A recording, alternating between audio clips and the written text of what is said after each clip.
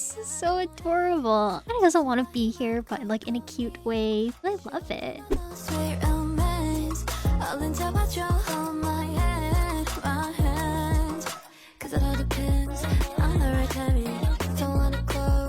I decided to make the ribbon red for a pop of color since Mio's colors are mostly monochrome. Then we'll add that new layer on multiply mode to create the shadow. Next, select the opposite area not in shade and fill in the lighting with an overlay mode. Now I'll add that subsurface light scattering red band between where the light and shadow hit.